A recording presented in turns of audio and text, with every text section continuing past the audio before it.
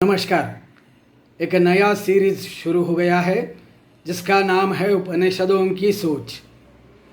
तो हमारे विचारधारा का बेस है उपनिषद और अर्थात वेद।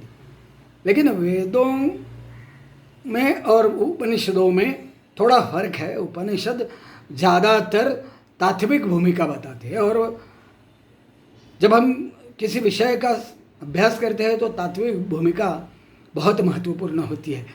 तो ये भूमिका क्या है और इसे हम क्यों स्टडी कर रहे हैं, क्यों चाहिए? तो उपनिषदों की सोच इसलिए चाहिए कि यह एक ऐसी सोच है कि जो पूरे विश्व के लिए और विश्व के विकास के लिए और विश्व के शांति के लिए और विश्व के एक रूपता के लिए आवश्यक है और हमारे सुख के लिए भी आवश्यक है। तो इसलिए हम उपनिषदों की सोच सीरियल चालू किए हैं। वीडियो में बिल्कुल ही ज़्यादा विषय आएंगे कि जो ब्लॉग पे उतने नहीं हो सकते। तो ज़रूर आप इस सीरियल को देखिएगा, सोचिएगा और अपने सुहृदजनों से शेयर कीजिए। विशेषतः युवक युवतियों तक ये जाना चाहिए, क्योंकि ये तात्विक धरोहर रहती है। तो ठीक है, मैं यह केवल आध्यात्मिक लोगों से नहीं बोलता, क्योंकि आपको अध्यात्म में रुचि है नहीं है छोड़ दो। आपको भगवान मानना है नहीं मानना है, हिंदू धर्म लेना है नहीं लेना है छोड़ दो। लेकिन ये ऐसी तात्विक धरोहर है कि जो सबके लिए सदाकाल के लिए उपयोगी है, इसलिए इसे सनातन कहते हैं। पहले हिंदू शब्द था ही नहीं, तो सनातन यह शब्द कहता है कि कायम रूप से उपयुक्त होने वाली चीज़। तो बहुत सारे उपनिषद हैं, कहीं 200-240 तक के नाम भी मिल जाते हैं। 108 तक का तो स्टडी हुआ है और पब्लिश भी हो गया है। और लेकिन सब में जहीं भी जाओ और जहाँ भी आप देखो इनके बारे में जो भी लिखा हुआ मिलेगा, आपको ये दिखाई देगा कि 101 इम्पोर्टेंट है और उसमें से भी 11 बहुत ज़्यादा इम्पोर्टेंट है। और उसमें सभी जगह पहला कौन सा है? तो ईशोपनिषद है, या इसे ईशावास्य उपनिषद भी कहते हैं। तो हम आज पहले ईशोपनिषद के बारे में सोचना शुरू करेंगे। क्या कहते हैं ऋषिगण, क्या कहते हैं कि ये जो मानव समाज के लिए उपयुक्त सबसे पहला विचार पहले उपनिषद के पहले श्लोक में आएगा, वो है शांति पाठ। बात खत्म। ये ठीक से समझ जाओगे, बाकी समझने की जरूरत भी नहीं रहेगी। लेकिन इतना तो बहुत ज़्यादा कुशाग्र बुद्धिमत्ता तो किसी की नहीं होती है। मेरा IQ 5 है, तो 25-30 वाले IQ वाले लोग भी ऐसे 10 मिनट में तो सब ठीक से समझ गया हो नहीं सकता। इसलिए आगे भी देखते रहेंगे, लेकिन ये इम्पोर्टेंट है। तो यहाँ कहते हैं कि ओम पूर्णमिदः पूर्णमिदं पूर्णात् पूर्णमुदच्यते पूर्णस्य पूर्णमादाय पूर्णमेवावशिष्यते। तो ये जो है सब कुछ जो है वो पूर्ण है। पढ़ के बताता हूं। जो परमात्मा विश्वरूपी आत्म तत्व, जिसे हम सर्वव्यापी नारायण भी कहते हैं, वह सब एक है और परिपूर्ण है। This is one. और आगे लिखा है मैंने, यह एक ऐसा कुआं है कि इससे कितना भी पानी निकालो ये ख़त्म ही नहीं होता। ख़त्म की क्या बात है, उसका वॉल्यूम भी नहीं कम होता।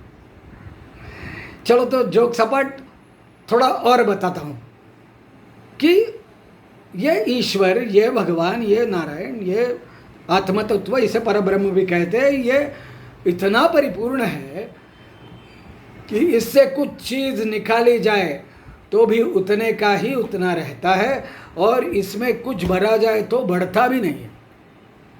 मतलब कंप्लीटली कंप्लीट। तो चलो ये भी थोड़ा कॉम्प्लिकेटेड हो गया, और बताते हैं, थोड़ा और समझाते हैं। यदि एक वायु का गोला है, बबल है, तो उस बबल में आप कोई भी पार्टिकल, कण, अणु, परमाणु या बड़ा पार्टिकल भी उसके अंदर आप डाल सकते हो, ठीक है। चलो एक बर्फ का गोला लिया, बर्फ का गोला है, तो उसमें भी आप, वो जब भी बर्फ का गोला वो आदमी बनाता है तो उसमें एक स्ट्रॉ लगा ही देता है ना, तो उसके अंदर इतनी बड़ी स्ट्रॉ भी जाती है, जाता है सब कुछ। लेकिन आप यदि एक लोहे का गोला लीजिए, इतना कॉम्पैक्ट है वो, इसके अंदर कुछ जाएगा ही नहीं।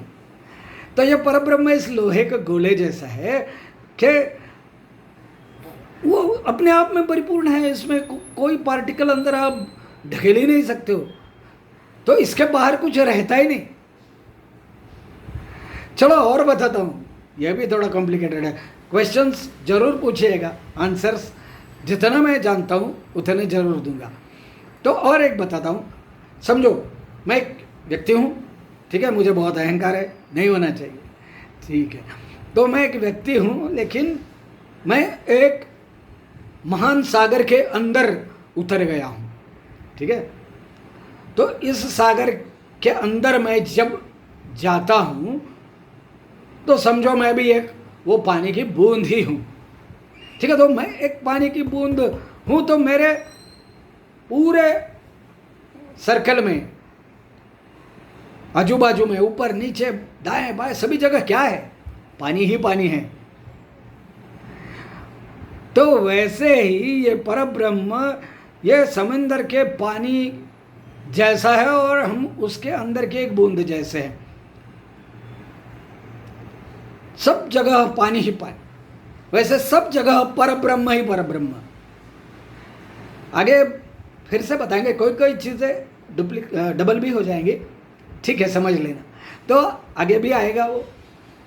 एक जगह भगवान कहते हैं कि अरे ये कण कण में है भगवान, ये क्या बोल रहे हो, खुद भगवद गीता में बोलते हैं, मैं नहीं बोलता, ये क्या बोलते हो कि जड़ी स्थली काष्ठी पाषाणी, मराठी में बोलते हैं सब जगह भगवान है। अरे लेकिन है, लेकिन वो व्यत्यास से ज़्यादा करेक्ट है।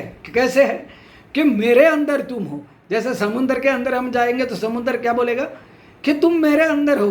तो ये सारा विश्व, ये सारा जगत उस भगवान के अंदर है, उसके अंदर सब कुछ है। तो उसके अंदर क्या क्या आ गया देखो, इसमें मनुष्य, प्राणी मात्र, वनस्पति, सभी जीव, कीड़े मकोड़े, यही नहीं, पृथ्वी गोल, सूर्य और तारे, और इसके बीच में रहने वाला आकाश, ये सब इस परब्रह्म के अंदर ही है, और इसलिए हम सब एक है। आज के लिए इतना ही काफ़ी, धन्यवाद।